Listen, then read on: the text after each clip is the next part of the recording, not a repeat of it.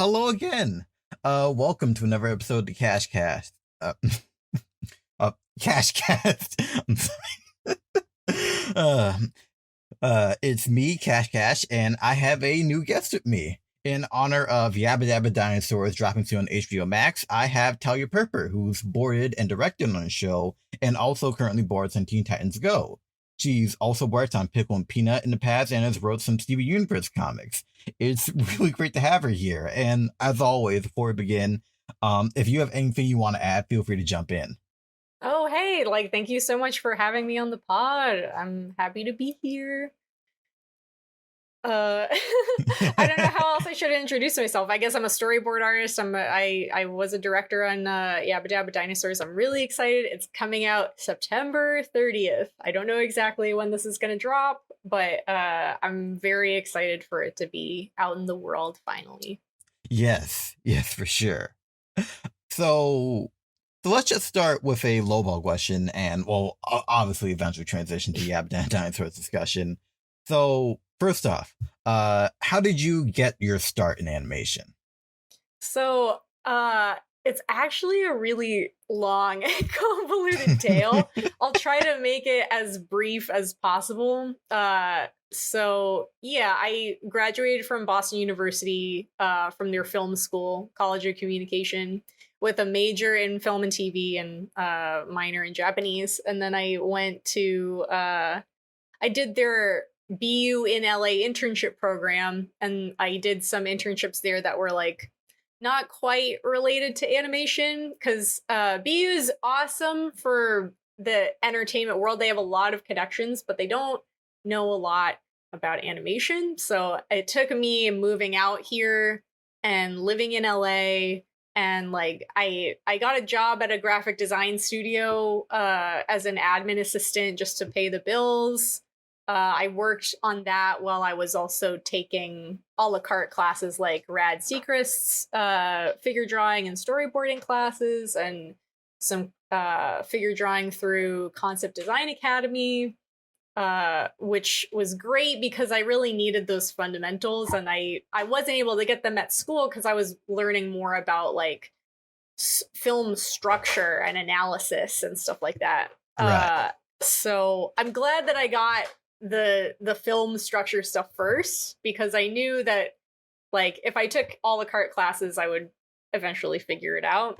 So I was doing that, working at a non-art job, and then, long story short, I got fired from that job because they were like, well, you clearly want to do animation and we clearly need a manager, someone who wants to be an admin person forever.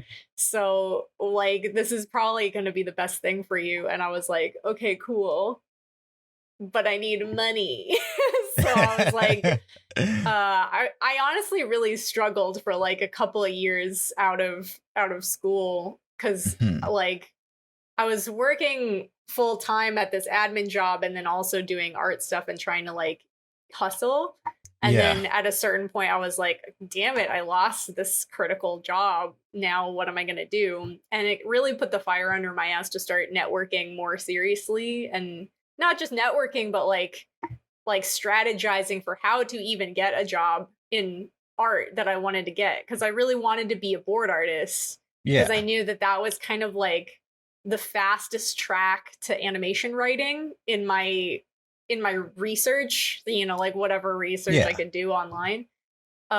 So I ended up, while I was at that graphic design company, I learned how to make zines, which are self-published comics, for anyone who's not familiar with the term. A zine can be anything. It can be poetry, photography, whatever. But for my purposes, it would be comics, because it's a really efficient way to show that you know how to tell a story and that you know how to draw and that you can be entertaining in any form.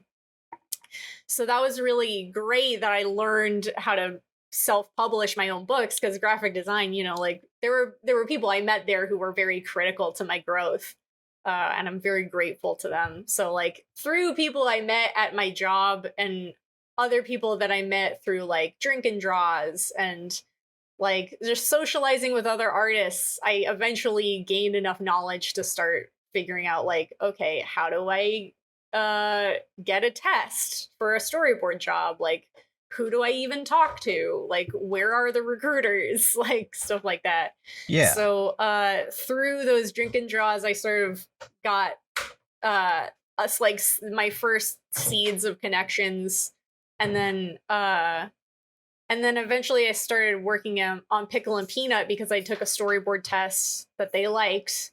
And so I was like, okay, here we go. Working for the mouse. Don't have to work part-time anymore. Like, this is the beginning. And so I started working on Pickle and Peanut, and I worked there for 4 weeks. And then they were like, okay, bye. And I was like, wait, I thought I could stay. But no. So that was like, I mean, in retrospect, I was just really green. And like, I explained this on another interview, but I think part of the issue was that I loved that show a lot. It was a really surreal, like, I couldn't even believe that it was on Disney. Yeah, right? Like, it's such a great, like, it's a fantastic concept. Really talented people worked on it. I'm so lucky that I got to meet them in the short time that I was there. Right. But I think because it was so counterintuitive to the way that I thought, even though I was trying really hard to stay on the show, it was like not what they were looking for. And so, and by the time I was hired, they were already like really over schedule and over budget. So they were like, they weren't really willing to invest the time in teaching me how to do it. And that was something that I thought was really valuable about like the director that I worked with while I was there, Ryan Gillis, was a real bro, because he was telling me at the end, like, hey, I just want to let you know that like this isn't a reflection of your talent, because we've had like many people come in freelance essentially, and they come and go and they're all extremely talented. So like this is not a reflection of you like not being good enough, which was very meaningful to me. It became more meaningful even later on. So I worked on one episode of Pickle and Peanut called, I think it's called Granny's Cat House. And then I was struggling again for like a year of like working part-time, volunteering, just a lot. In the meantime, I also got my first comics writing job, which was cool because like it was through Ben Levin, who I met through a mutual friend, Anna Tess, who I met at my old job. Because like she knew lots of animation people and introduced me to him because I was a huge fan of Doris and Marianne Are Breaking Out of Prison, which is one of those old, remember those shorts. It's so good. And I was watching it at work, and Anna was like, oh, I know that guy. He's really nice. I should introduce you guys. So it was like I guess that's the benefits of not being a good employee. But in any case, he was extremely helpful because I asked him for advice when I was applying to the Nickelodeon writing program, and I knew that he was a writer on Steven Universe, and I love Steven Universe, so I was like, oh, maybe I'll write a spec script for Steven Universe, and I'll show it to him and be like, hey, like, do you think this is a good enough entry to this contest? And even though nothing ultimately came of the writing program, I didn't like make the cut or whatever. It was still enough that Ben saw that I could write, and that I could write for the show, because I think my spec script was actually like eerily similar to an episode that came out later. Whoa. It was like, I think mindful education was about meditation, and my spec script was about like, oh, Stevani's meditating or something like that. Right. And it was like not, I mean, obviously with Steven Universe specifically, there's like so much lore that you're not aware of. So I was just like, oh, well, I mean, at least I can show that I'm like capable of writing in the voices of these characters. Yeah. So and That's then still like one hell of a coincidence, huh? yeah, it was pretty wild. So like he was super sweet and helped me out with this contest script that went nowhere. And then later on in December in LA, or around December, there's this convention called Comic Arts LA, which it's honestly my favorite convention, like for comics and animation professionals in LA, because it's a little more intimate and like indie comics type of stuff. So I saw Rebecca Sugar at this con just walking around. Neat. And I had a zine on me. So I was like, so Nick was actually the one who was like, that's Rebecca Sugar over there. You should go say hello to her. And I was like, oh my God, okay. Like, because when I was in that internship program at BU, they really drill it into you that like, if you miss 100% of the shots, you don't take. Right. So like, I summoned my courage and then talked to her for a little bit, and it was just like, hey, are you Rebecca Sugar? I love your work. How are you? Like, I didn't know what to say. I was just like, I didn't want to waste her time. But she was very sweet and like gave me an answer that I was like too nervous to even absorb. But like I said, oh, like that's awesome. I'm glad. Listen, I'm handing these out to people I meet today. Like, here you go. Have an awesome day. And then I left and I was like immediately mortified. Like I truly embarrassed myself. I was like such a creep. But but it turned out to be fine, because later on, like I got an email out of the blue from Boom Studios, which is the company that makes the Steven Universe comics. Yeah. And they were like, hey, do you want to write a graphic novel for Steven Universe? Like, apropos of nothing. I was like, is this a dream? Am I having a dream right now? Like, what's happening? So apparently, like, Ben heard that they were looking for comics people to write for Steven Universe, and he brought up my name to Rebecca, and Rebecca remembered my zine from this comics convention, and she was like, yeah, she seems like she could do it. Give her a shot. And so, like, the first one that I wrote, Anti-Gravity, I asked Ben for a lot of advice. And then after that, they actually asked me to do two more books, because they liked how I did the first time. Yeah. But by that time, Ben was already show running on Craig of the Creek. Right. So I was like, okay, I don't think I can ask him for advice. He's pretty busy. So yeah. I did the second two, which were Ultimate Down and Crystal Clean. And so that, like, those are all original stories that like exist in their own universe. But the thing is, with comics, you get paid like per page of script. So it was not like, it was good freelance. It was good for my career in terms of like proving that I could write, but it wasn't sustainable income. Right. So then I was like writing these books and then also struggling. Like I was working at a cafe. It was so embarrassing, because I had already told people, like, I had left the part-time job that I got after I got fired from the graphic design thing. So I got another part-time job, and I left that part-time job to go work on Pickle and Peanut. And then I got fired from Pickle and Peanut. And then like my old coworkers saw me working at the cafe, and they were like, I'm sure they were all like, oh no, what happened? And I was so like mortified. And then I was also like taking tests and stuff.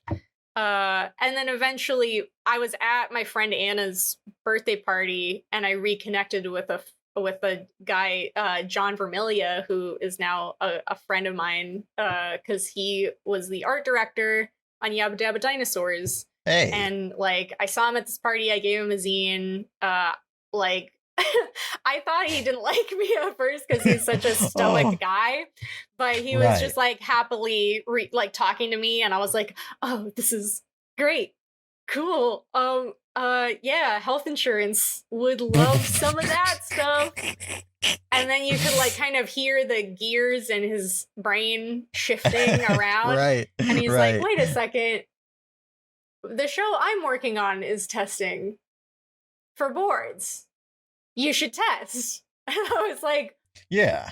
Of course I will test. And so I tested, and it was a blind test. So it meant that like John recommended me to take it. Right. So he like sent my information to the line producer. But and Mark Merrick was the showrunner, and he was deciding on people with the blind test, basically. So like my name wasn't on my file. It was just like purely based on whether he thought I could do it just from the work. So I have a biased perspective on testing because it got me a job. Because at the time I didn't have much of a portfolio. There was not a lot that I could share. So testing was like the one way that I could prove myself to an employer. Yeah. So I took this test.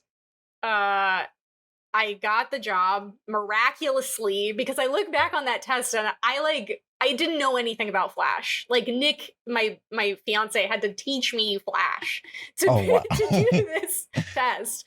And so like I look back on it and like everything's in one layer. The sound is not synced correctly. It's like there are all these like horrible technical issues, but there was enough there in terms of the acting, like the character acting and the staging, that I guess Mark must have made the decision mentally that like, okay, well, if it's a technical issue, then I can work through that with her. Yeah. So then I started working on Yabba, and my board partner at the time, Josh Weisbrod, and I were the first two board artists to start on the show. Mm-hmm, cool. Which I did not know when I got hired.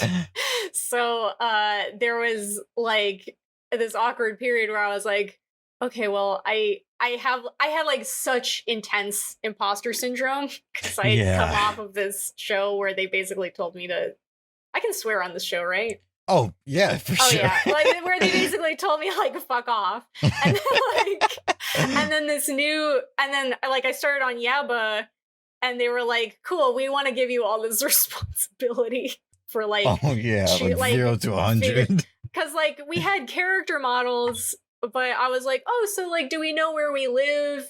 Like, do we know where the characters live? Like the houses and the layouts of the houses and like the jungle area and like, are all these things figured out? And they were like, no, make it up. And I was like, but I don't know what I'm doing. So like, so that was stressful. And then like the first few weeks I was just like basically learning Flash on the job, which was like intense.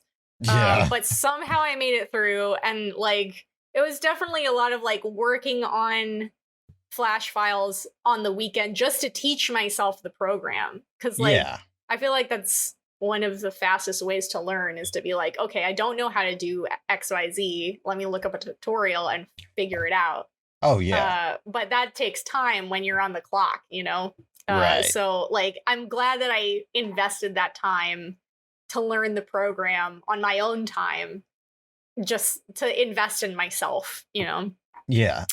And then eventually I didn't have to do that anymore. I was like comfortable enough with the program that I could just like hit the ground running. So I was boarding on that show for 9 months. And then eventually one of the other directors left to go work on another WB show. Mm-hmm. And that left an opening. And then I got called into a meeting with Mark, and he was like, hey, so do you want to direct? I remember seeing that comic on your site. Yeah, it was like such a surreal experience because it went like, I can't emphasize enough how much it felt like a complete 180 going from Pickle and Peanut to Yabba. Because on Pickle and Peanut, like I said, I wasn't the best fit for the show ultimately. And like for a long time, I thought I just like was a screw up, you know? Right. And then like coming onto Yabba and feeling like so at home, it was a really meaningful thing for me. So I started directing on Yabba because I knew that like in the back of my head, I was like, well, this show isn't going to last forever. And if I'm going to learn how to do this, this is the best crew to learn how to do this with because they're extremely supportive. I've already been working with all these board artists for months. I'm really familiar with all of their strengths and weaknesses. I feel like I understand the vision of the show really well. So yeah, it was a really, really fun time of my life, and I'd love to do directing again. And then at a certain point, so I directed for 7 months after that, and then Yabba was canceled unceremoniously because, and the like, it's a pretty straightforward reason. It was because the show was designed for Boomerang, Right. and Boomerang in the in the in the age of HBO Max is pretty obsolete at this point because Boomerang was meant to be like, do you want to pay $5 to watch legacy WB Hanna-Barbera like old cartoons and also new original content that's like based on those properties? Right. But like it just doesn't totally make sense to pay $5 a month for that when you could pay like a nominal amount more and get like everything in the WB library. Right. So I think around the time that the AT&T merger was happening, that's when they decided to like get rid of those shows. So it was us, Wacky Races, and I think like a Wizard of Oz thing. And so that was kind of a punch to the gut for sure. Yeah, I can there imagine. Were a bunch of episodes. There were a bunch of episodes that we worked on that were never going to see the light of day at this point. So that was bad. Yeah. but then there was this big scramble for like, how are we going to place people? Because WB actually is pretty good about like, if they have people that they like, they want to place them on other shows at WB because they like preserving the talent. Yeah. So Yabba, like, you know, the line producer and Mark both put in a good word for me on Teen Titans Go, which like, I don't know if I've explained this either, but like Teen Titans Go is created by Aaron Horvath and Michael Jelinek. Yeah. Aaron Horvath is like a Flash. He's also a Flash guy, and he was basically Mark's protege, as I was told. Like he learned how to do what he does from Mark. So that's why like Teen Titans Go and Yabba Dabba Dinosaurs are structured nearly exactly the same in terms of like the schedule, the software, the workflow, the pipeline. So I was very lucky that I got to learn how to board from this guy who like had such a big influence on this other extremely popular show. Yeah. So I tested for Titans just out of principle, and they liked my tests, and I got hired, and I started on season 6 in January of 2019, and that's where I've been ever since.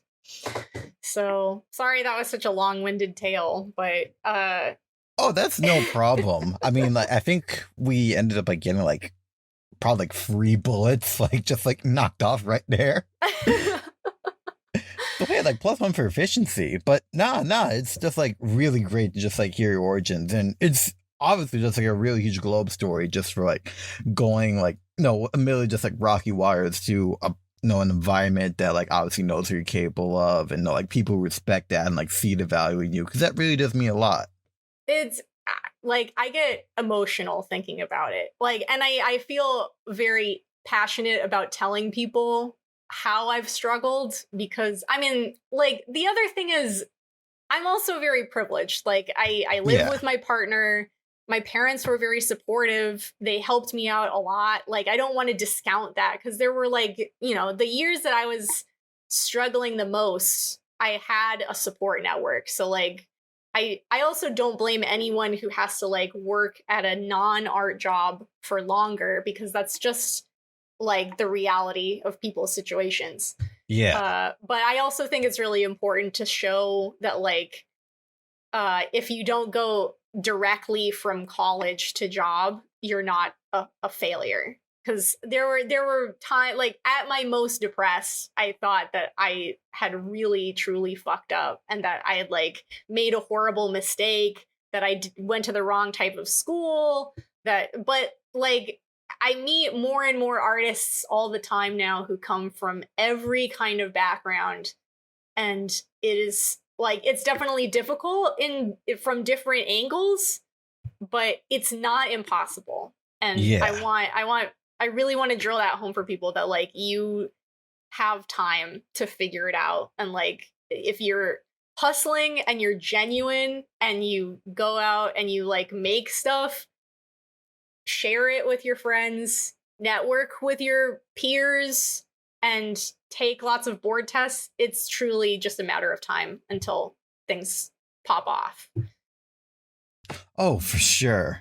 And honestly, like, a lot of that, a lot of the thoughts that you just said are stuff that has been mirroring for me, like, this year, especially this month, because I'm officially a college graduate, and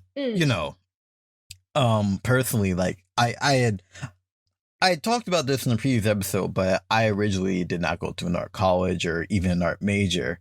But I was lucky when the place I was volunteering at was supportive enough to, like, for me, like, want to pursue just getting to the industry. But that is a really relatable feeling, I think, for a lot of artists, and you're definitely not alone in it. And like I said, I meet more and more people all the time. Like, my teacher for the figure drawing and storyboarding class is Rad Seacrest, who is also the showrunner of Hippo and the Age of the Wonder Beasts, and amongst other amazing things. Like, I think he opened his class by saying, like, oh yeah, I was an engineering student. Like, he was drawing buildings. He was like he was making, like, blueprints for buildings, and he made the decision at a certain point, like, oh, it's actually more feasible for me to, like, get my work manifested as a cartoon than it would be to get it manifested as a building. So, like, it truly, I find that the most inspiring type of story, where it's like, yeah, you think that this is, like, a stable, like, a smart, stable career, but it's actually, like, art is this idea of the struggling artist is not totally true, because Right. like, I mean, like, storyboard artists in general make really good money. Like, my parents were, like, shocked at how, like, I was able to support myself and, like, live in LA, like, on my own dime. Like, and, like, my dad was a doctor, so, like, he was under this impression that I was gonna be eating, like, ramen noodles every day, but that's just not, like, that's not the reality. Like, art can be a really smart career, especially if you're really passionate about it, and, like, you're willing to go through the rigmarole that is art as a job. Right. Because, like, every job is a job. Like, every job is work. Like, there's always parts of my job that I'm like, ugh, but I also love it way more than I hate it. So, like, yeah, it's just, adulthood, just part of it. Yeah. So with that, as we're, like, talking about industry and experiences, I'll try to transition to, like, our first viewer question. Sure. So Giga Jane asks, what's your favorite part of working in the animation industry that no one really talks about? Oh, so I'll give a little spoily and say that I actually looked at some of these questions before we started, because I was just peeking at what to expect. And I gotta tell you, last night I was, like, staring at my ceiling just thinking about this question, because it really, like, tapped into a core part of my personality. Like, so yeah, I think there's, like, two parts that I really love. One of them is that I love the creative problem solving of the job, because I love the feeling of asking myself and the people around me, which of these fart noises is funnier? And it's like, it just brings me so much joy that I'm getting paid to make these decisions. So that's definitely a part that I feel people don't talk about enough. Like, that's such a joy to experience. And then the other thing that I think is really important is the fact that I get to be part of this cast of characters. Like, the people that you get to work with as a part of this job, it's very meaningful to me because I grew up in Cape Cod, Massachusetts, which is like, I mean, it's a great place to raise kids, but there's like not a lot going on, and especially in terms of animation or entertainment. Like, right. A lot of what I learned, I had to learn through like Tumblr or like, the internet in general, Twitter, like people that I saw like way out of my zone.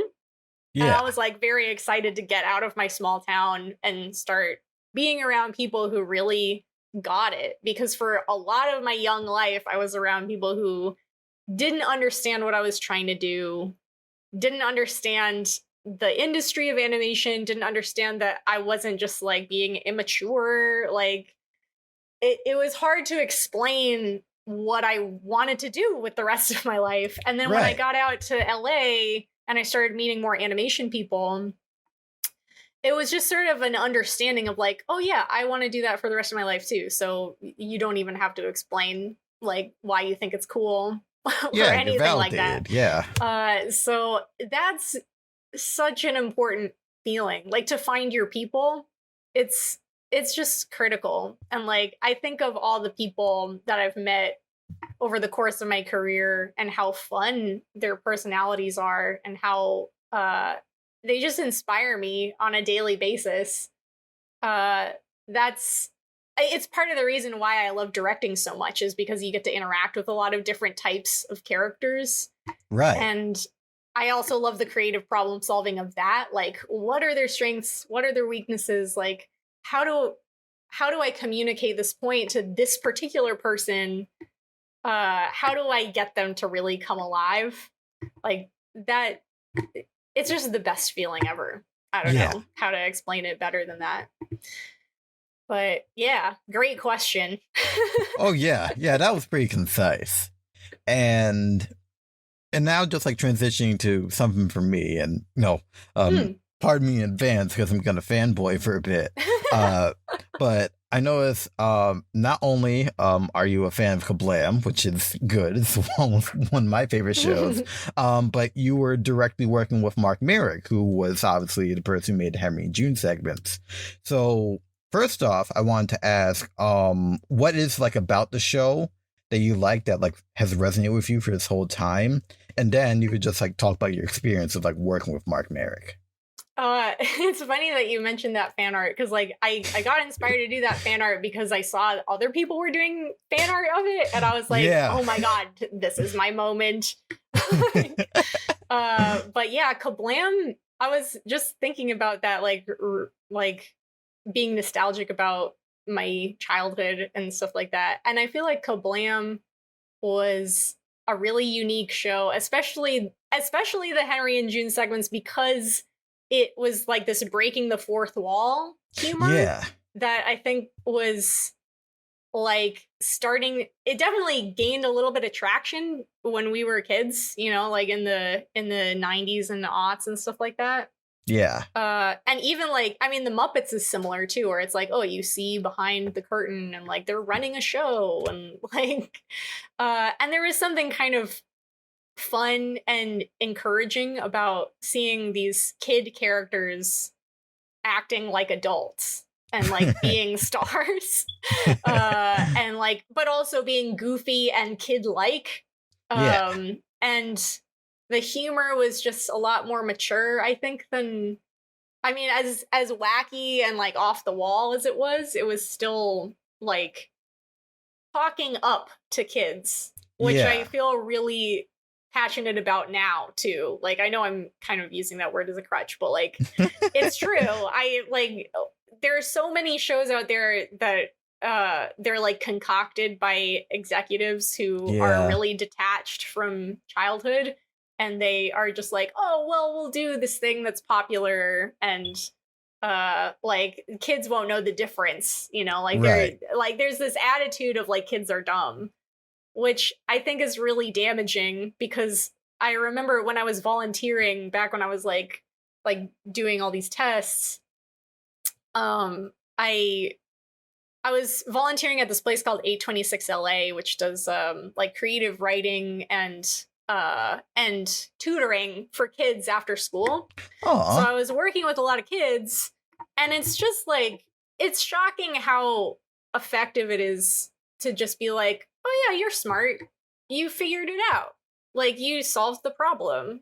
You did your homework. That's great." Like Yeah. even just saying kids are smart, like they believe it, you know? Yeah. And then they It's become positive affirmation. and then Yeah. it's a self-fulfilling prophecy of like now you're a critical thinker now. And so back to Kablam, I feel like that style of humor really shapes kids, and I'm very grateful that we had such like amazing variety in that show too, and it like opened your mind to like how to interact and make jokes, and there was just a lot, and it seems so hard to quantify, but that's part of the reason why I love it so much. And then when it comes to Mark, like Mark's a very important person in my life because he was this guy who like basically gave me a shot, and now I have a career. Yeah. And I'm sure he wouldn't see it like that, but when I think about like comparing my experience earlier in my career where like I was definitely very green and there just wasn't time to invest in teaching me.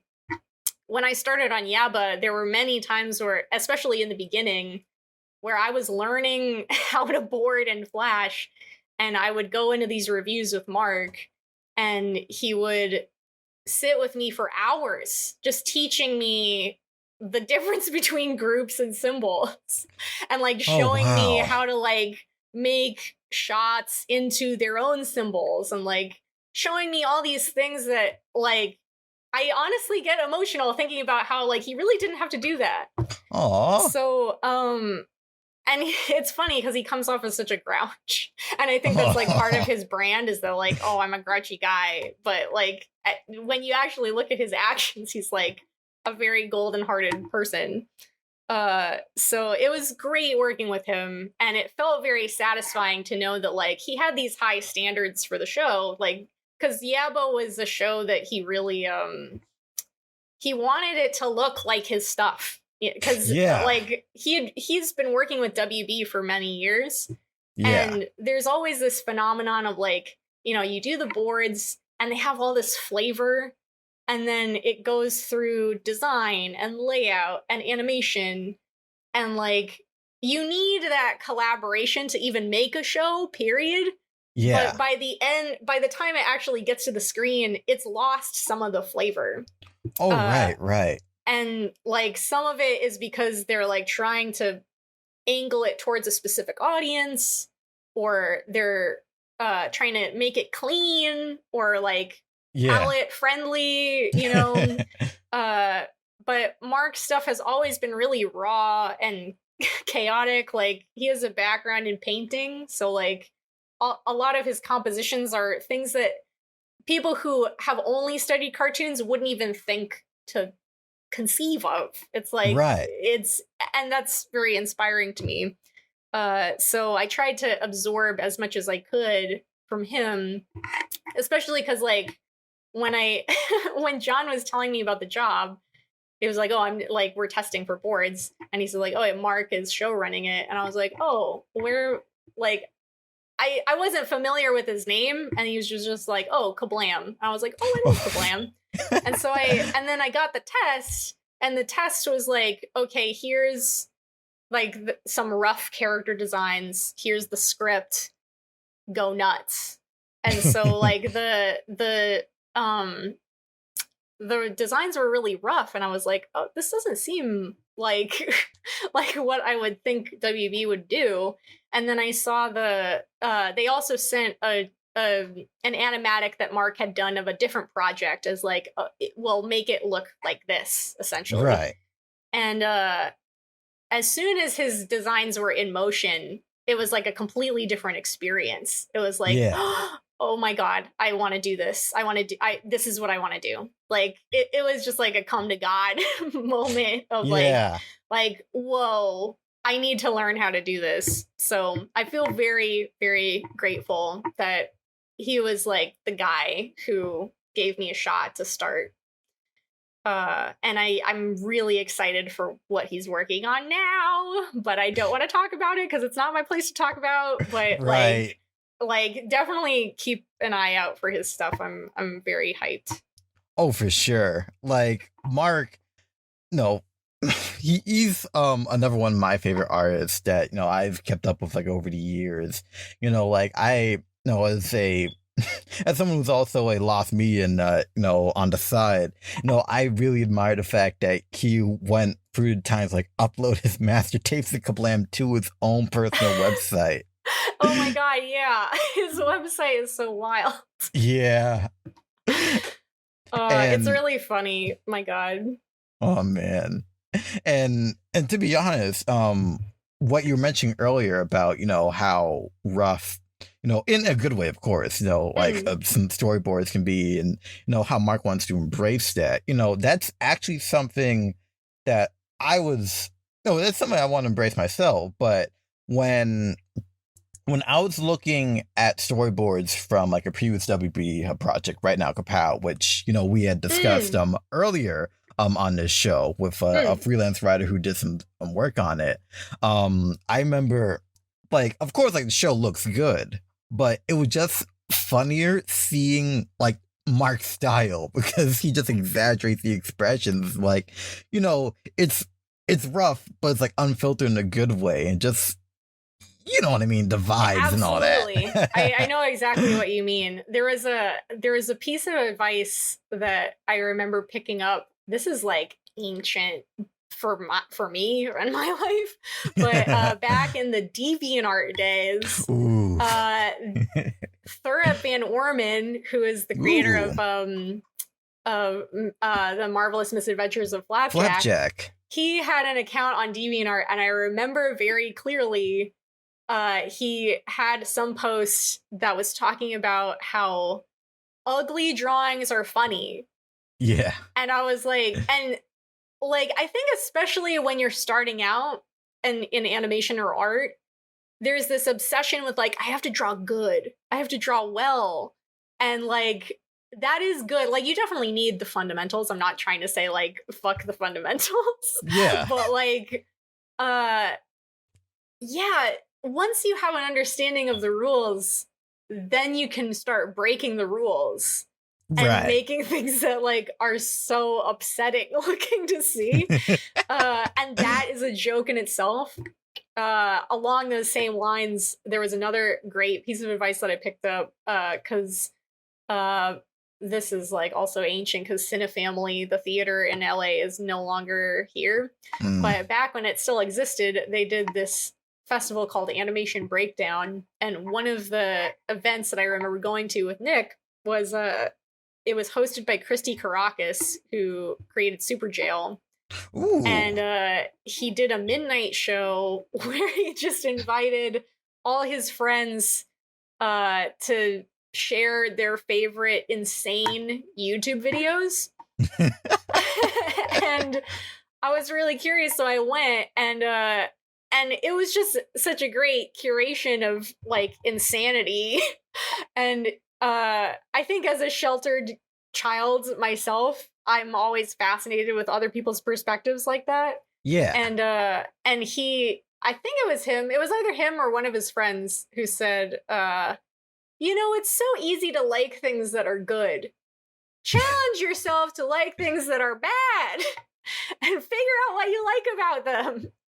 And that was like, those two pieces of advice had such a huge impact on me because I was such a perfectionist. I was like trying to do things that were beautiful or cute, but my skills were just not at the level at the time that I could even measure up to like students that were applying to art school or people who were on Tumblr who had like millions of views and followers or whatever.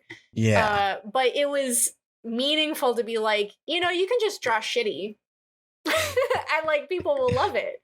Like, Yeah. and honestly, one thing that we don't really talk about in boards is like a lot of your job is drawing shitty. like Yeah. like I think, I'm sorry to jump the gun a little bit, but I saw that someone asked like, how many drawings do you do in a day? Yeah, that was our TCB. Yeah. Yeah. And that's always a difficult question for me to answer because well, first of all, because Flash is really timeline based, so like I'm not really counting how many drawings I'm doing. It's more like I have to get through about like maybe like 30-ish seconds a day to stay on top of my work. It's like having a long-term project all the time. So like I Right. have to like divide up like, okay, I have this much time to do it. Like 2 weeks to do a full pass of thumbs, that's like 10 days. If I do like, yeah, if I do like about 30 to 35 seconds of thumbs a day, then I'll be in good shape, you know? So Right. like I don't have to stress out. Like I think when I was starting out, I was very stressed out because I was just like, it's not done yet. I need it to be done now. But like now that I have this whole quota thing of like, I just do the math at the start and then I figure out like, okay, if I can get up to this checkpoint, then I'll be in good shape. So but then the other thing is with when you're talking about drawings, like everyone has a different idea of what a good drawing is. Right. So like, yeah, I'm doing definitely like hundreds and thousands of drawings for these boards, for these animatics, because like each individual pose, but like, is one drawing different from another just because it has a different eye direction or like a different arm? Like it depends on what you're talking about there. But and then the other thing is like the cleaned up drawings definitely take a little bit more time to figure out than the shitty stick figures I do to block stuff in. So like I get through a lot more faster in the 2 weeks that I'm just thumbing. And then once that's all approved and like everything looks good to the eyeballs of the director, then I can go back and make it look beautiful. Right. But even my most beautiful drawing is not even close to what some of these animators can do. And that's why they have the job that they have. They're like exceptional draftsmen.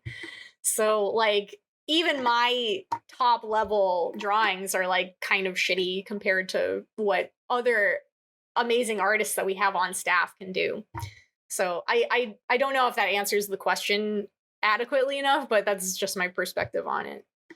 Oh no, I think that's a pretty apt answer. Yeah. Let's see.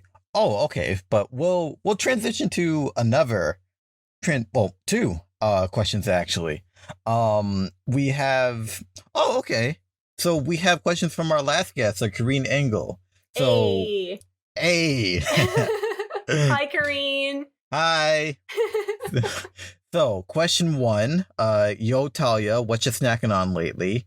And question 2, what's a piece of media you consumed lately that you particularly enjoyed? Okay, what am I snacking on lately? On a typical day, I like a spicy chip of sorts, some kind of a, like, I really love Flamin' Hot Cheetos, but there's a boycott on that right now, so I'm trying to stave off from the Cheetos. But in terms of spicy stuff, one thing that I've been trying, I don't eat this while I work because it's a little too messy, but after work, I've been really into, here's a nice little recipe for you. Vanilla ice cream, top it off with some honey, just pure honey, and then red pepper flakes. Oh. It's a really nice combo, and I'm kind of low-key obsessed with it right now. I also started getting into chili crisp, which is like, I mean, like I was learning about it because I kept getting sponsored ads for it, but I tried it finally, and it's really good. And they suggest like, oh, you can put it on ice cream. And I'm such a savory bitch that I just want everything to be umami. And it's really good.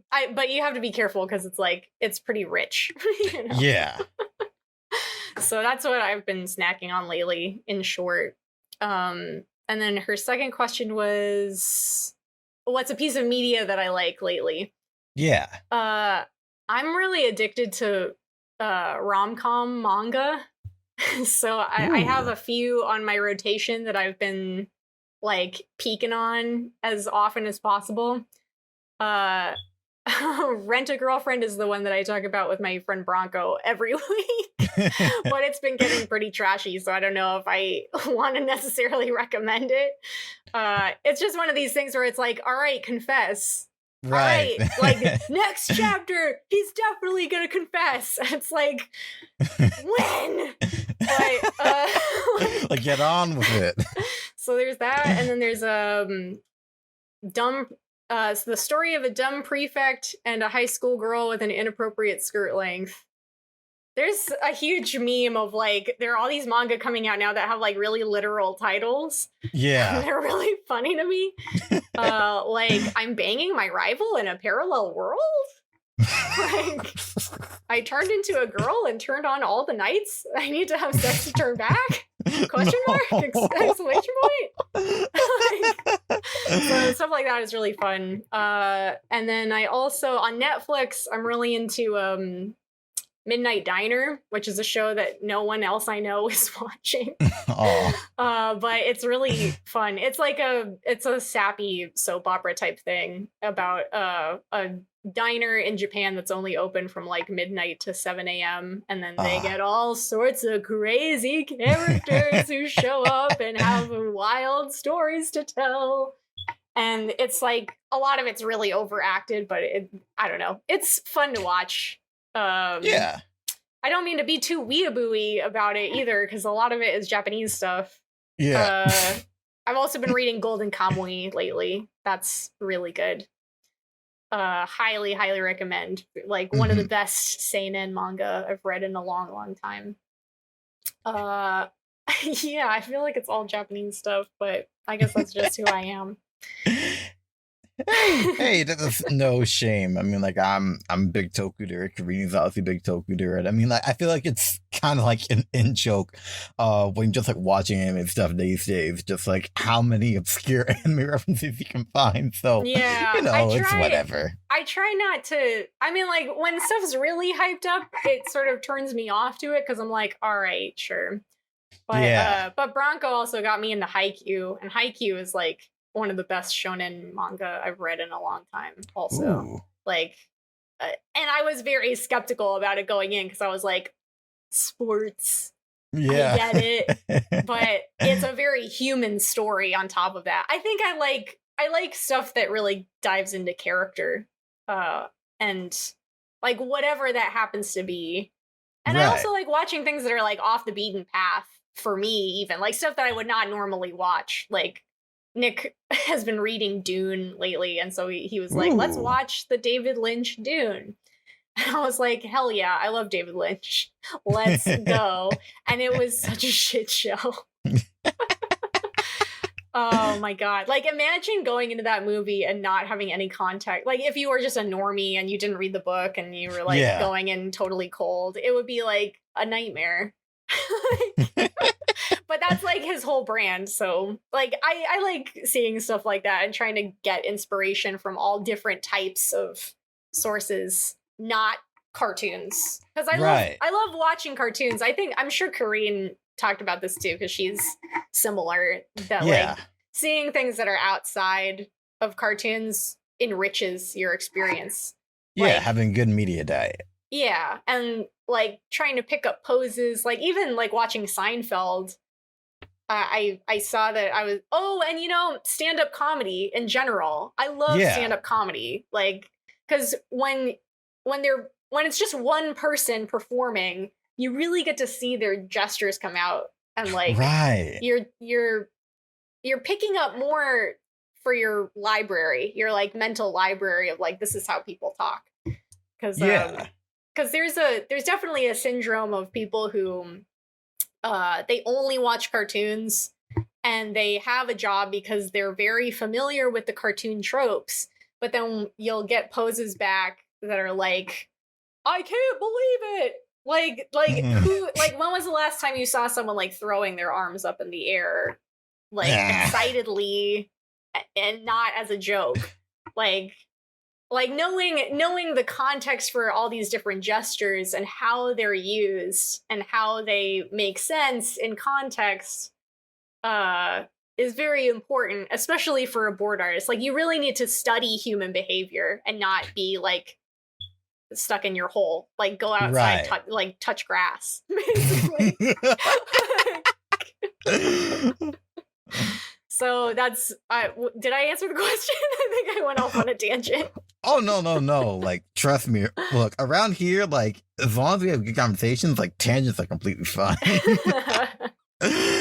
But no, you did answer the question. Before transitioning into another question, like, I can relate. Like, admittedly, I am guilty of, like, mostly watching animation, but that's also kind of because, like, a lot of the stuff, even if it's like live action, it's kind of niche, and I don't really have a lot of people to geek out upon.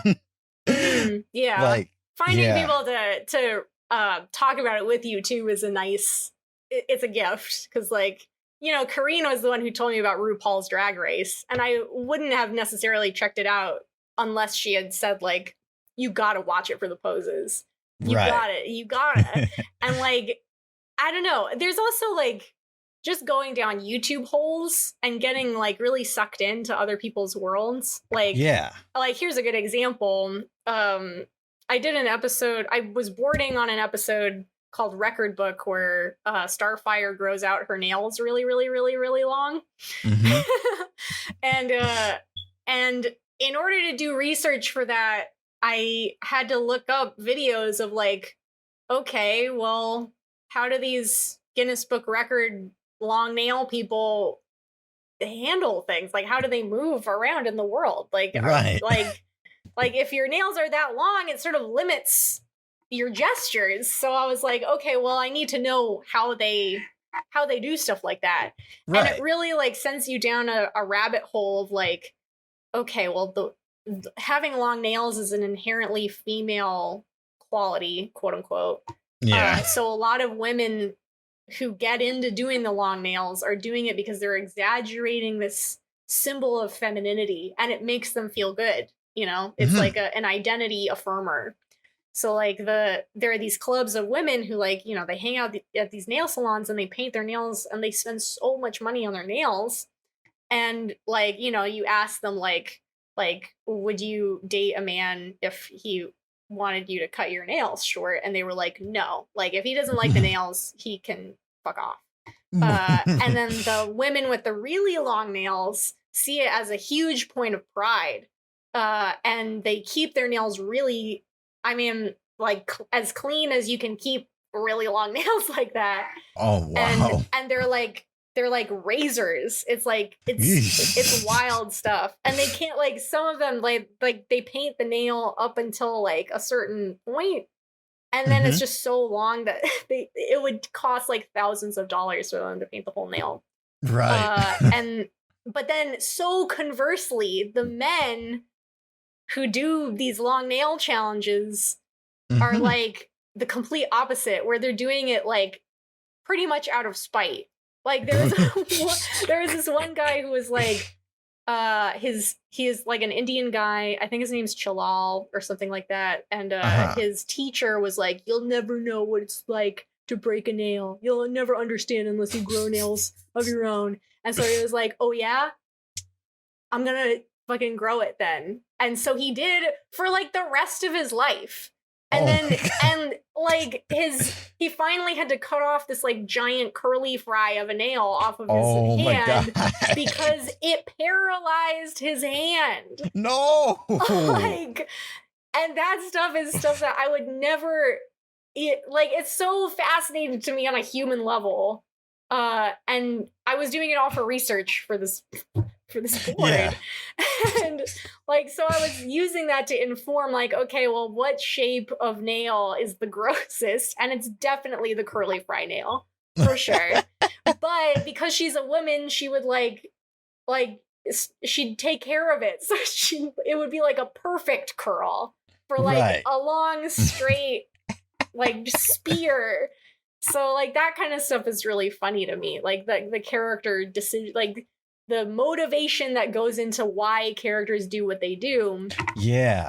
That stuff is really fascinating to me. Man. Yeah, that was a doozy. Yeah, I mean, like, there's so much more too that you can explore on YouTube. Like, I love just like, you know, you click on some of those, you know, say I'm clicking on all these like long nail videos, suddenly I'm getting more like weird fetish stuff from like TLC. That's like, can you believe this guy is into popping balloons? And it's like, I wonder where that comes from. Like, what's the deal with that? Like, where does this behavior originate? And like, Yeah. I think that's really interesting. And I think like even like if you're interested in boarding and you're interested in cartoons, like getting really interested in human behavior is critical because there's this other piece of advice that I wanted to share here. Sure. So Scott McCloud is a really famous writer on comics. Yeah. And he's written many graphic novels about comics, and understanding comics is one of the most famous ones. And there's a concept in there that like really changed the way I think about cartoons, which is that like there's this spectrum of reality where like on one end there's a photograph of someone that like you look at this photograph and you can immediately be like, that's not me. And then on the other end of the spectrum is like a circle with two dots and a mouth, or even less than that, just like an oval for a head. Yeah. And like that you can look at and be like, that could be me. That could be anybody. Yeah. And then in the middle is like cartoons, like any kind of like abstracted like symbol of a face, like je ne sais pas pipe. Like this is not like this is a character, and it's simultaneously not me, but also me. Yeah. And that's something that I think about all the time when it comes to cartoons, because cartoons allow anyone of any age to project their identity into a character and live their life through this character and really like glean as much meaning from their story as possible in a psychologically safe way. Because like there's this other concept of like, you know, you go to a therapist thinking that you're gonna like fix your life, or that the therapist is going to fix you, and then they say like, you know, well, you need to do XYZ, and then it's like, don't tell me what to do. Yeah. Like, and like when it's a third person situation where it's like, okay, here's this character who's kind of like me, and they're experiencing this story that's something that I might experience, you know? That gives people a safe place to play out that scenario in their mind without it being a direct attack on their identity. Right. And that's something that people of all ages can understand. Like, people associate cartoons with children because, like, children love cartoons, you know? Yeah. They're, like, bright colors, you know, they're easy shapes, like, they're easy to understand. But anyone can understand these types of stories. And, like, if the goal is to talk up to kids, then, like, cartoons have a lot of power in that, like, you know, parents will plop their kids in front of the TV and hope to God that they're like getting good messages. Yeah. And that's something that I'm really passionate about, is like talking up to kids and giving them emotional education, essentially, like imbuing them with human stories that allow them to interact with the world in a meaningful way that will keep them alive and keep them thriving, you know? Yeah. So did I answer the question again? I feel like I went off on a tangent. Like, no, I think you did. Well, we look, again, we are able to have like a really like, you know, like nuanced discussion around it, so it's okay. But I will say, since we do still have like, a couple points of like, no, my notes and like some of your questions. Just want to Sure. Lightning just- round. Like, yeah, exactly. Okay. Oh, okay. So here's a bestie. So I'm really gonna have to read his handle, aren't I? Oh, is it Nick? No. Oh, no, not that. But I did see, I did see all that. So let me just say this. It's gonna kill me. But the Nick and Kareen, I'm just saying, I see all this. I edit this all myself. I'm not putting all that on screen. I'm not acknowledging it. Oh yeah. Nick asked a lot of questions about like, do these characters kiss? Does Robin and this character kiss? Does Robin and this other character kiss? What are the kissing stats? And like he's got lots of goofs and gaffs, especially because he works on the show as a production manager, so he should know. I saw. But you know, I'm just gonna, like, for the purposes of other people, I'll say no spoilies. You'll just have to watch the show and find out whether all these characters kiss or not. The spice is real. I'll just say on that front, I'm pretty sure Batman X Commissioner Gordon is basically canon at this point. I mean, for me, it's canon. Yeah. For a lot of people on staff, it's canon. Yeah. I'm like, I don't see any other way of interpreting it, TBH. Mm-hmm. But yeah. All right, lightning round. Yes. But the thing that was getting me worked up because one of my friends had like a pretty good question, but I'm gonna have to read his handle. So apologies in advance. No worries. So Veritas Joe, otherwise known on Twitter at CuckJoey. Nice. Got any funny stories meeting anyone on the shows you work on? Funny stories about meeting people on shows. I don't know if I necessarily have any like funny stories, but I do really enjoy interacting with the voice actors when I have been in the room, because most of the time board artists are not allowed to be in the voice acting booth. Aww. But when I was a director, I was. So like that was really fun.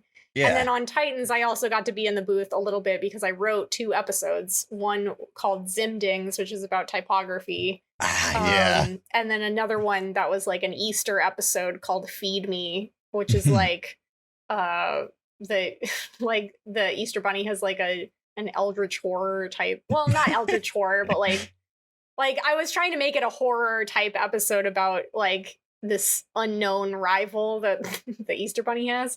So I might post about that more when Easter comes around again. But like, for sure. So I got to be in the booth with all the voice actors, and they're all like really interesting, fun people. And yeah, one of my favorites is Eli Henry, who was the voice of Bam Bam on Yabba Dabba Dinosaurs, and he's incredibly funny. And I really encourage anyone listening to follow him on all social medias, especially TikTok, because he has a lot of like really weird stuff on there that's super fun. And I just like his voice, his performance for Bam Bam is so funny. Like, yeah, he's my favorite character on the show for sure. Someone was asking about favorite characters, and Bam Bam was my favorite for Yabba. And for Titans, it's hard to pick a favorite because I kind of love a lot of them. I mean, like, Beast Boy is probably one of my favorite to draw because he's so expressive and his head is a rectangle. Right. And Raven's very easy to draw too, but she's not as expressive. But I mean, like, all of them can be as expressive as you want them to be. Like, right. Who cares? So lightning round. Yes, let's go. Okay. Another Teen Titans Go question from Check Faster. Will Coconut Fred's Fruit Salad Island ever be referenced on Teen Titans Go? And is it canon to the Teen Titans Go universe? Well, I saw that question and I applaud your enthusiasm. But the odds of that are the odds of that happening are low. I'm not going to say they're impossible, but like I'm also not as privy to those decisions as people think I am. Right. Like, because by the time I start working on stuff, it's like the script is done. You know, those decisions are already made by the time I even start working on an episode. Unless I'm writing it, but like, you know, I pitch my own ideas and then like I see where it goes from there. So sorry, I wish I could help out more, but maybe this is your moment to start a campaign. I mean, I will say, you know, and obviously I'm like hugely biased because I always like the show, but the sheer power that Teen Titans Go has, you know, just like really hilarious to look back on. I mean, I'll just say it, like somehow this show was able to get De La Soul their masters back, and if that's not just like peak, I don't know what is. Well, I don't remember I don't quote me on this story, but I'm pretty sure that De La Soul was the one to reach out because I think their kids watch the show, and like when you're a celebrity, I think like if you show up in their favorite show, that's like such a win. Yeah. But it could have also been to tie in with an album that came out. I'm not entirely sure exactly how those deals go down. Yeah. But I know that there is a concerted effort to make Teen Titans Go into like an ambassador show, or like that was definitely the strategy behind that Space Jam special that they did where they watched the movie before the new Space Jam came out. So it was like it's basically a long form ad for the movie.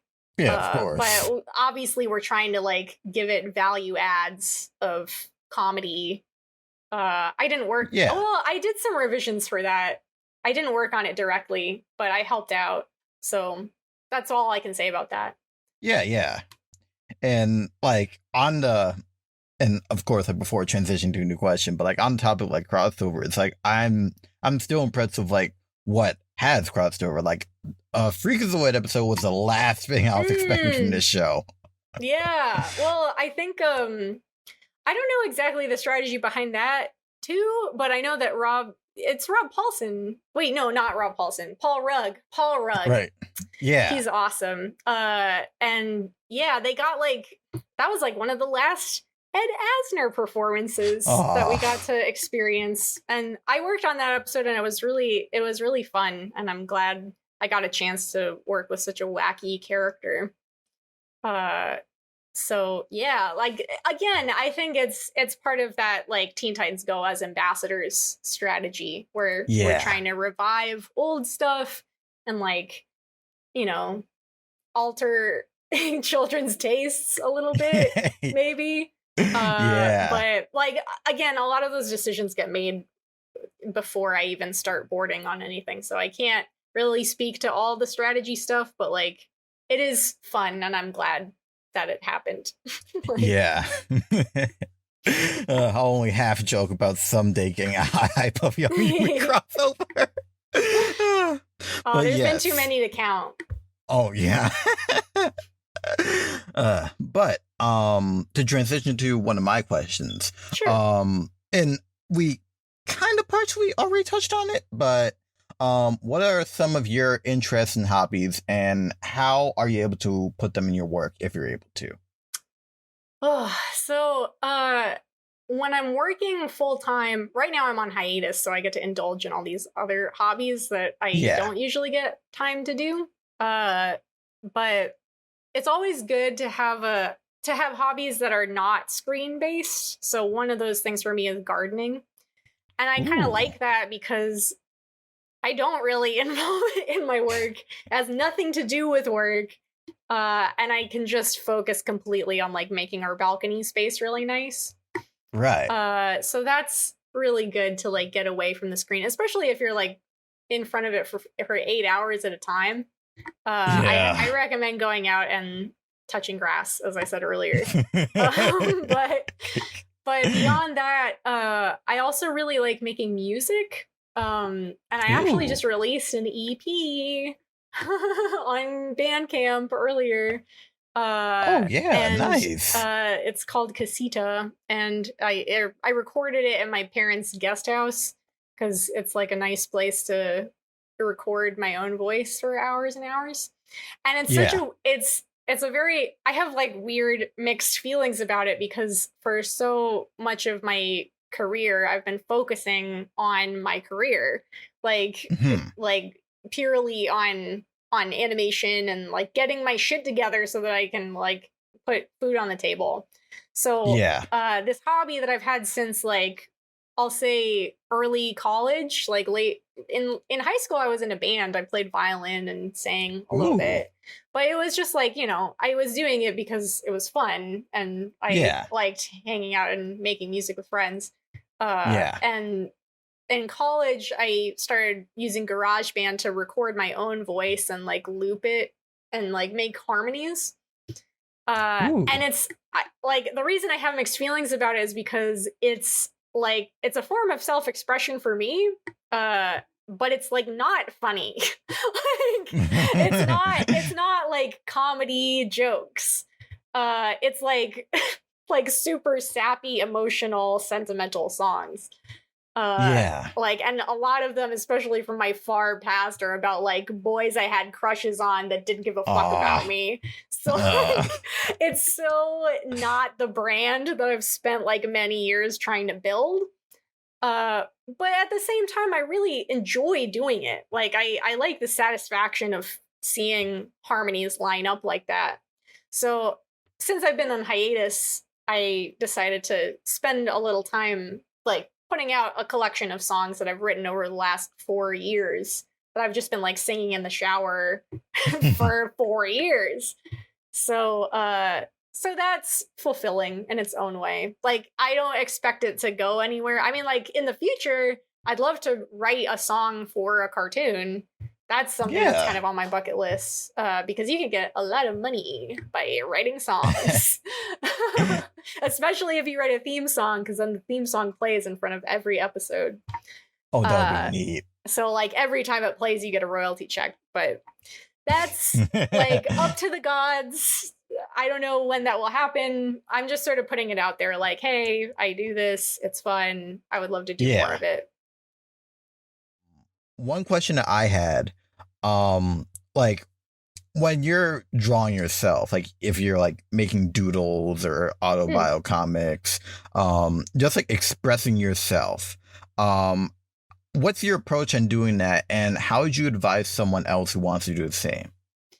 That's a great question because autobio was a big part of how I started finding my voice in comics and Hmm. boarding, I guess specifically. Uh, my approach with autobio is that, well, first of all, I think it's a good idea to look at other autobio comics that you really love and like Hmm. see how other people are expressing themselves in the format in which they're expressing it. Because, like, obviously, your story is going to be unique to you no matter what, because Yeah. you are a unique individual.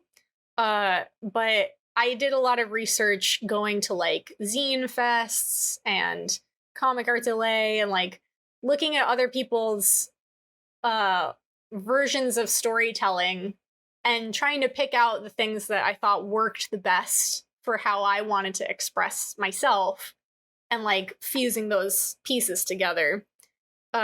So like I mean for example, like I structured my little mini zines off of other people who are doing those similar types of mini zines because I felt like, oh, this is like the equivalent of a business card. Yeah. And it's something that's unlikely to be thrown away immediately because it's like multiple pages. Because with business cards, I'm sure you know just from networking, period, that like you get a business card from someone and it immediately is lost. Yeah. Like every business card I've ever received, nearly every one, I've never looked at it again after I got it the first time. Right. Which is maybe a little depressing to people who spend a lot on business cards, but at least for art, it feels like it's more functional to give someone a gift rather than making Right. it seem like hire me, you know. So, but with auto comics specifically, I think it's also really important to practice telling a story that has a beginning, a middle, and an end.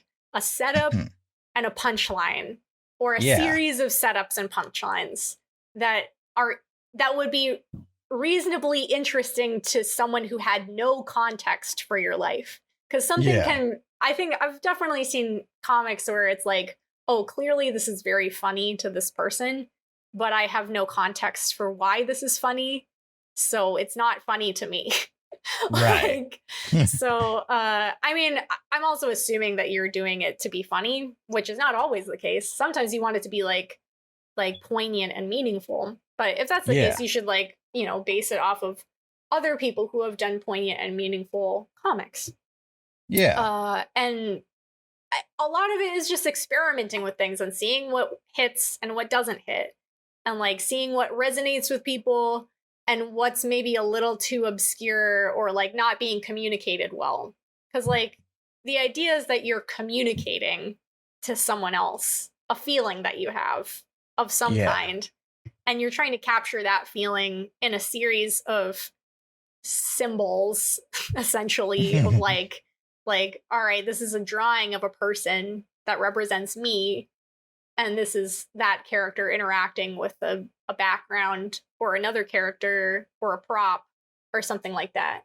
And with zines, like, regardless of what, like, whether it's autobio or not, like, if you're making a zine, you want it to represent your strengths. You want it to play to your strengths. So, like, when I was making zines to start, I started with these characters, like, I call them, like, water nymphs, because I would just doodle these characters in the margins of notebooks and stuff like that, and it was very easy and second nature for me to draw their long hair and, like, maybe give them a little quote that, like, says something about their personality, and a lot of it was stuff that I just overheard people saying in the bathroom or something like that, or like at a cafe. Like, I remember one of the lines from one of my early zines is like, he can eat my period ass and he knows it. And I'm like, I actually heard a woman say that, and that's one of the best things ever. Like, it's just like, that's what I mean by being inspired by life. But in any case, you want your zine to represent you, like, who you are. And then when you hand it out to people, they know exactly what you want to do. They know exactly what your skills are.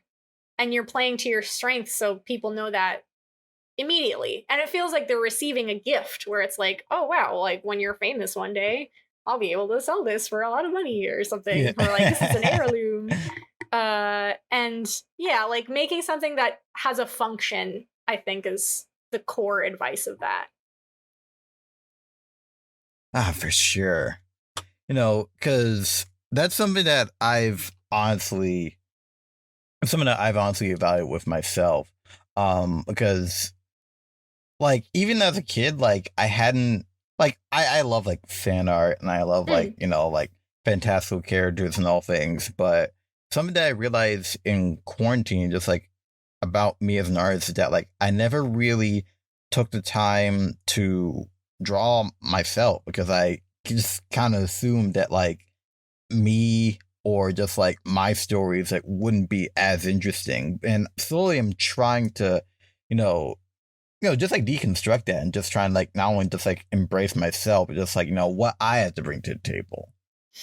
I think that's an extremely relatable feeling for a lot of people. And I actually, like, this is maybe a little cringe in retrospect, but when I was at my most depressed after getting fired from that first job, I busied myself by writing a comic called Autobio, where I talked about why Autobio comics are so important to me. I was looking at that last night, yeah. And it's... I'm trying to find the right words to explain. Because it's a self-esteem thing. Like, when you feel like shit, you think, like, who's gonna care? Right. But, like, all of the stories that have made the biggest impact on me have been stories of people who have struggled through anything. Like, and there's this mentality of, like, oh, well, it's not enough. Like, I haven't struggled enough to necessitate this like expressing to other people how I feel, which I think is a fallacy, because there are a lot of people who feel that way, and and you deserve to feel good. Like, you deserve to feel like your stories have value. And that's like, regardless of how privileged or not privileged you are, like, seeing people overcome challenges is an inherently human thing. Right. Like, so that really pulled me out of some of my worst feelings of inadequacy when I was like at my worst. And then, like, you know, the more I told those stories, the more it even like made it linear for me, like thinking about my own situation and how to build myself out of it. Because, like, I mean, that autobio zine is like definitely not my best work at this point, but it really helped me. And like, and like, I can only hope that it helped other people too. I mean, it helped me. Oh, thank you. That really makes no problem. That really makes me happy. And like, I mean, I'm not really also that concerned with fame or like internet fame, because you know, internet fame, like, there are really great artists out there who have like tons of followers, and that's awesome, especially if they're making money off of freelance or commissions. Like, that's their livelihood. But for people like me, or like, you know, people in my same ilk, like, you don't need a lot of followers to connect with people. And you don't need a lot of followers to connect with a specific audience who could really use your perspective on things. So that's something that I was thinking about going into this interview. Like I hope that I can be that for other people. Right. And I know there's been like a lot of like debate. I mean, there's always debate about, you know, like followers and worth, you know, big artists, small artists, but especially like lately.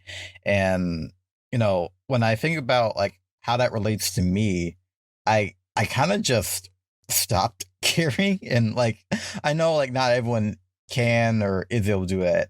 It's not really as much of a pride thing, just like I'm kind of too tired. But then when I realize that it's not just about the quantity, it's about like, for me, just like who is like seeing my work. You know, maybe it's not the best, but the fact that like someone that like I look up to or someone who I'm a fan of made the choice to follow me back, you know, means that, you know, they're seeing my work and they like see me progress. And as long as I enjoy progressing and other people do, and that's really all I need. I think that's a really healthy mentality, truly. Like, if you're connecting with the audience that you sought out to connect with, that's a win. Like, that's how I feel about TikTok too. Because, like, I mean, I'm definitely having more success on TikTok than I've had on any other social media platform. But even by TikTok standards, like, I'm not like popping off the way that other people are popping off. Right. And I know that, but like, I'm more happy about the fact that like I have this audience now that's really engaged, and like, and you have the same thing with your podcast. Like, when you put out an announcement like, oh, I'm doing a podcast with this person, like, ask some questions. You always get questions. That's like, that's a huge victory. And like, I feel the same way with my work now, where like, I mean, like, I get like some posts get more attention than others, but the attention that I do get has been like very positive. And also I value my career, like my career victories a little bit more, in the sense that like my goal is to be the kind of board artist or director or whatever where people hear my name and they say like, oh, if it's Talya, then she'll definitely kill it. Like, that's my goal. Like, I think that's the best that you can hope for, is like you know, you keep your head down, cook, do your work, don't cause trouble. And if you're genuine and your hustle is good and the work becomes better the more you do it. So like, if you're doing a lot, then like you're growing exponentially as an artist. So if you dedicate yourself to good work, then, and you're a genuinely easy person to work with, that's all that anyone could ever ask for. In fact, it's shockingly rare. Like, so, which I know is going to be surprising to some people, but like, yeah, there are a lot of people who are like oddly difficult to work with, and it's like you have all the other things, like why this one thing? So yeah, like those, bringing the like the hustle, the head, the heart, and the hands together is like golden for your career. Yeah, absolutely. And oh yeah, so we already covered the TikTok bit. Thank you for that. Yeah, sure thing. So just to wrap up, we have like one final viewer question. Senor Waberto asks, what do you think is the best way to learn software like Storyboard Pro if you know how to storyboard but need to learn how to use the software? That's a great question. Because a lot of people are worried about like, oh, did I learn the right software? Like, am I investing my time correctly? Like, yeah, like, should I buy Storyboard Pro? Should I get Flash instead? Like, what should I do? And I mean, technically speaking, I learned how to board in Photoshop through that Rad Secrets class. Ooh. And Photoshop is a terrible program for boarding, in my opinion.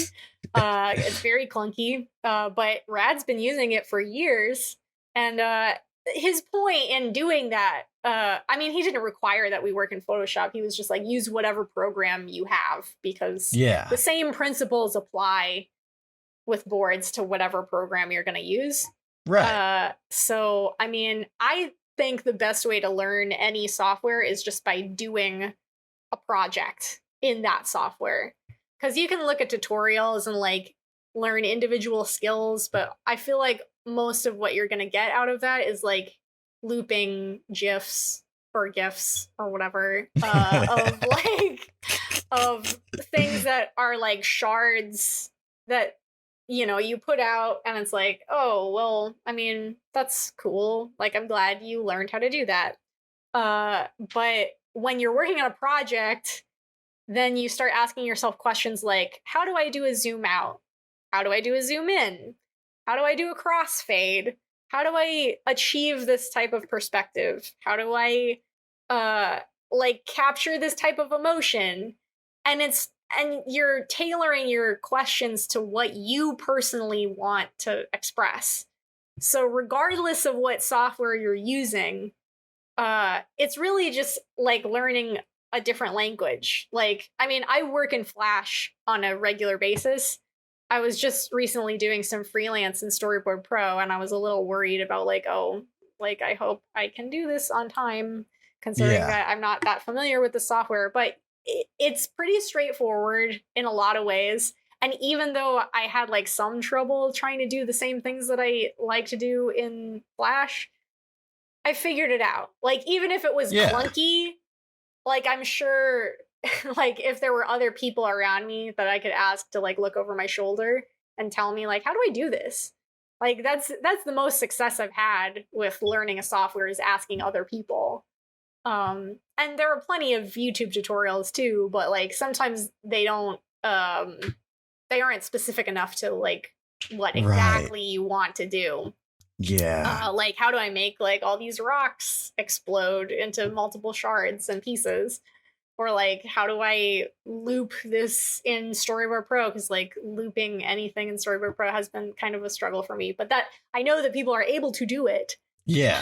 Like, I just need to learn. So, you know, it's always a learning process. Like, you never stop learning how to do things.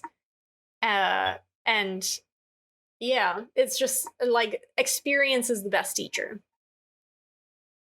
Yeah.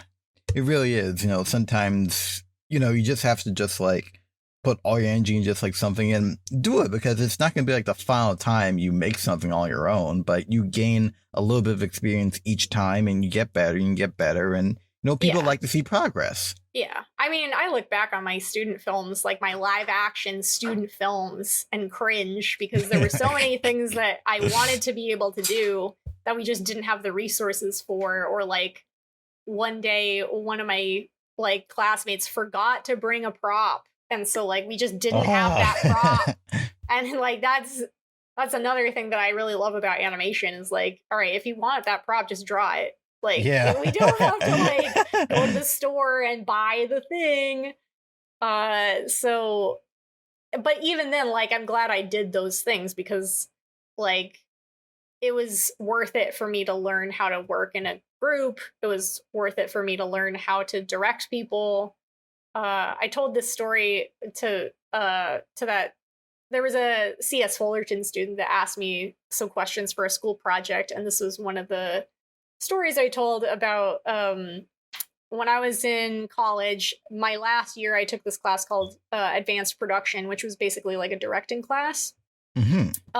And it was taught by Professor Eagleson. I don't know if he's around at BU anymore, but he was great, and I felt like I really grew in that class because when I started the class, the idea is that you're making a short. So like you pitch the idea, and I pitched this idea in the class of like, okay, I want to do this ghost story about a girl who she lives in this inn with her aunt, and her like she's an orphan outside of her aunt, and her aunt is really abusive, and she's like making her pretend to be a ghost that haunts this inn so that they can get more money for the inn or whatever. And then like that girl ends up befriending a stranger in the inn who ends up being like the ghost of her mom, and then she like leaves the house at the end. And I pitched this in the room, and people were like, whoa, that's a really cool story. And I was like feeling really good about myself. And then I had a meeting with my professor later on, and he basically told me like, this is a great story, but you're not going to be able to achieve this with the resources that you have, I think, because you'd have to rent a house, you'd have to do all these special effects. Like, this is outside of your scope for right now. And that was like I felt depressed about it because I was like, damn it, then what do I do? And so he was like, well, let's talk about it, and we'll brainstorm how to change every detail around the story so that you're still telling the core story. Like, what is it that you really want to say? Yeah. And I was just talking about how, I mean, this is specific to like my own mom's situation, but like she really had to look for female role models outside of her family to be a woman in the world. And so what it ended up turning into, that story, was like, okay, there's this overbearing like mom who, and the main character is a child actress, so she's being led around by her mom, even though like she used to be a child, now she's an adult, and she's still being led around by her mom. And so like they go to this audition, and that the female director who's leading the audition gives this girl some guidance to improve her performance, and it's a transformative moment for her. And then when they leave the audition, the mom, like the abusive mom, is like spouting off on something, and then the girl like closes the door to the car without getting into the car, and the mom just drives away because she like doesn't even know that her daughter's in the car with her. Oof. And so like it's when it played at my final screening, people laughed, and it was funny because it's like, yeah, this woman's like totally out of, like, she's not in reality with her daughter. Yeah. And now this daughter is like free to do what she wants, you know? And that was a really, like, even though I can't really use that for my portfolio anymore because it's so old, and also like it's not animation.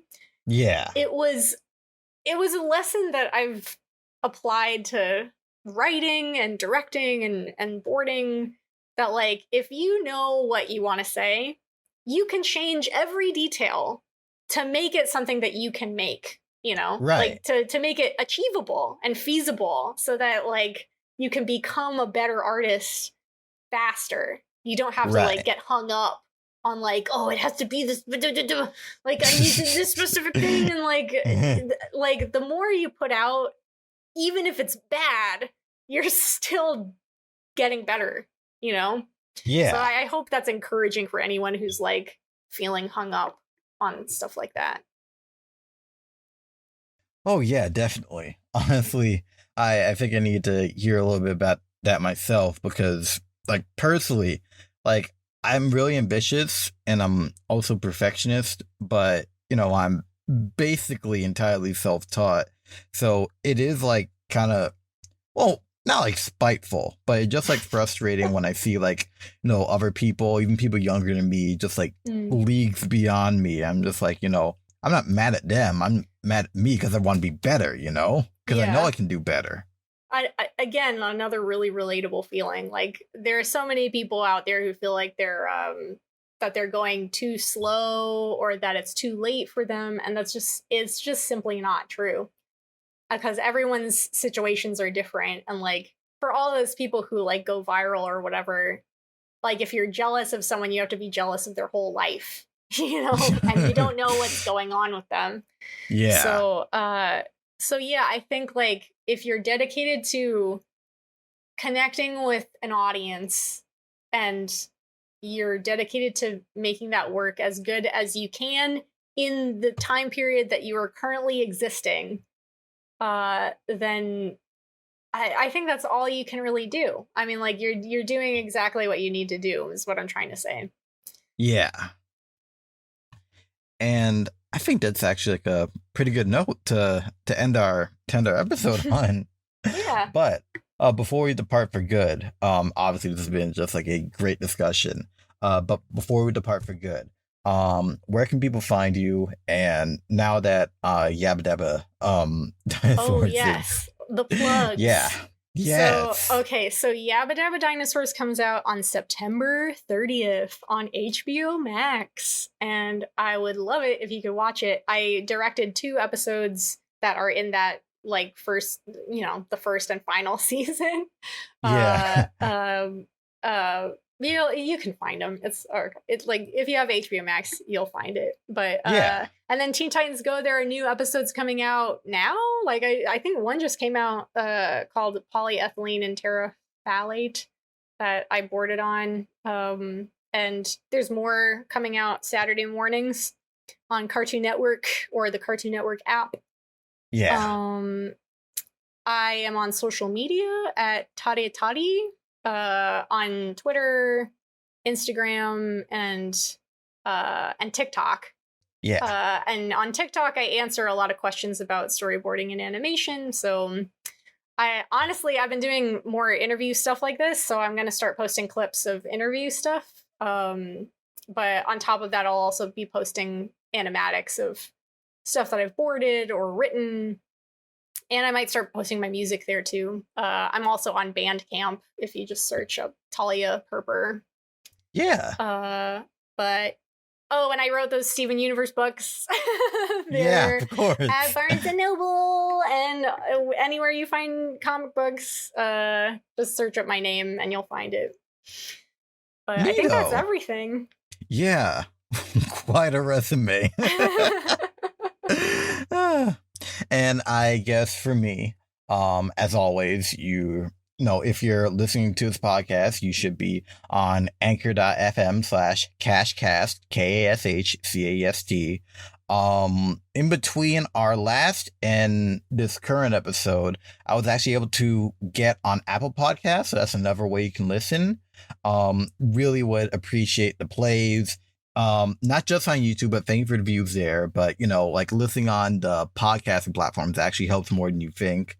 If you want to follow, it would probably be easiest to follow my personal Twitter, KSH _CASH_, because I have like everything else, my art account, the podcast account, in my bio from there. I do YouTube. You can find me under KashCast. That's where I upload the podcast, and I'm trying to get back into more edit reviews. Obviously, art, everything, life has been getting away, but I'm doing some stuff. But with that, It's been an absolute pleasure talking to you.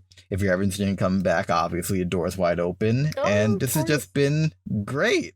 Thank you so much for having me. I really appreciate being able to have a platform and talk to you and other people about animation in general. It's just a joy. So thank you. Yes.